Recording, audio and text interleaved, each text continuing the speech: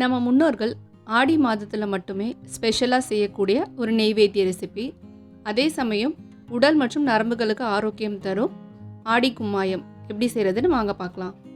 Welcome to Sanvika சமையலறை. வீடியோக்குள்ளே போகிறதுக்கு முன்னாடி நம்ம சேனலை ஃபஸ்ட் டைம் பார்க்குறீங்கன்னா சப்ஸ்கிரைப் பண்ணிக்கோங்க. கூடவே இருக்க பெல் ஐக்கானை கிளிக் பண்ணிவிட்டு ஆல் ஆப்ஷன் செலக்ட் பண்ணிக்கோங்க. ரெசிபி எப்படி செய்கிறதுன்னு பார்த்துடலாம். முதல்ல ஒரு அடிகனமான பேனில் 1 கப் அளவுக்கு வெள்ளை உளுந்து இல்லைனா கருப்பு உளுந்து எது வேணாலும் சேர்த்துக்கலாம். இது நல்லா வாசனை வந்து லைட்டாக கலர் சேஞ்ச் ஆகிற வரைக்கும் வறுத்தெடுத்துக்கலாம்.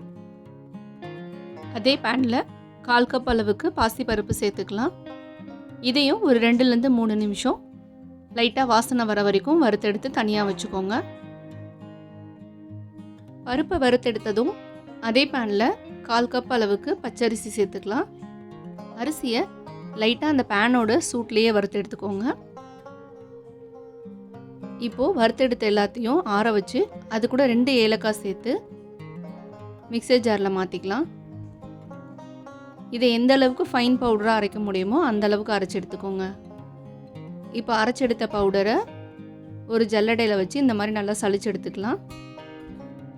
சளிச்செடுத்த மாவை கப்பில் மெஷர் பண்ணி எடுத்துக்கோங்க. எனக்கு சரியாக 1 கப் அளவு இருந்தது. இப்போ இதை தனியாக வச்சுக்கலாம். இப்போ ஒரு பேனில் 2 கப் அளவுக்கு தண்ணி சேர்த்துக்கலாம். இது கூட பொடி பண்ணின வெல்லம் 1 கப் அளவுக்கு சேர்த்துக்கோங்க. வெல்லத்தை ஜஸ்ட்டு கரைச்சி மட்டும் எடுத்தால் போதும். மாவு 1 கப் அளவு இருந்ததுன்னா 1 கப் வெல்லம் சரியாக இருக்கும். இப்போ வெல்ல கரைசலை வடிகட்டி பேனில் சேர்த்துக்கலாம். இதில் நம்ம அரைச்செடுத்த மாவையும் சேர்த்துக்கோங்க. மாவும் வெல்லமும் சேர்த்து இந்த அளவுக்கு நல்லா கட்டிப்படாமல் மிக்ஸ் பண்ணி எடுத்துக்கோங்க.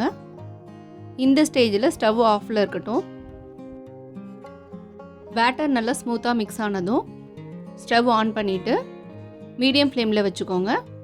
முதல்ல 1 டேபிள் ஸ்பூன் அளவுக்கு நெய் சேர்த்துக்கலாம். நெய் சேர்த்து நீங்கள் மிக்ஸ் பண்ண ஆரம்பிக்கும் போது நம்ம வெள்ளை கரைசல் சேர்த்துருக்கிறதுனால கெட்டிப்பட ஆரம்பிக்கும். அதனால் ஸ்டவ்வை கம்ப்ளீட்டாக லோ ஃப்ளேமில் வச்சுட்டு இந்த மாதிரி மிக்ஸ் பண்ணிகிட்டே இருங்க. ஒவ்வொரு டேபிள் ஸ்பூன் நெய்யை ஆட் பண்ணி அது மாவில் நல்லா அப்சர்வ் ஆகிற வரைக்கும் வெயிட் பண்ணி அடுத்த டேபிள் ஸ்பூன் ஆட் பண்ணுங்கள். மாவு நல்லா கெட்டியாக திரண்டு அல்வா பதத்துக்கு வரணும்.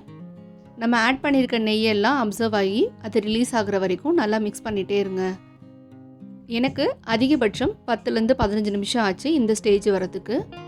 பேனில் ஒட்டாமல் நல்லா திரண்டு வரணும். அதே சமயம் நம்ம ஆட் பண்ணியிருக்க மாவு நல்லா வெந்து வரணும். அதுக்கேற்ற மாதிரி நல்லா மிக்ஸ் பண்ணி எடுத்துக்கோங்க. அப்போ தான் கும்மாயம் டேஸ்ட்டு நல்லாயிருக்கும். இப்போ கரெக்டாக 15 நிமிஷம் கழித்து இந்த கன்சிஸ்டன்சி வந்ததும் எடுத்து சர்வ் பண்ணிங்கன்னா நம்மளோட சூப்பரான ஆடி ஸ்பெஷல் கும்மாயம் ரெடி. இந்த ரெசிபி நெய்வேத்தியமாக மட்டும் இல்லாமல் உளுந்து சேர்த்து பண்ணியிருக்கிறதுனால நம்மளோட உடலுக்கு ரொம்ப ஆரோக்கியமாக இருக்கும். இந்த ஆடி மாதம் முடியறதுக்குள்ளே ஒரு ஆடி வெள்ளிக்கிழமை இந்த ஆடி கும்மாயம் ரெசிபியை கண்டிப்பாக ட்ரை பண்ணி பாருங்கள்.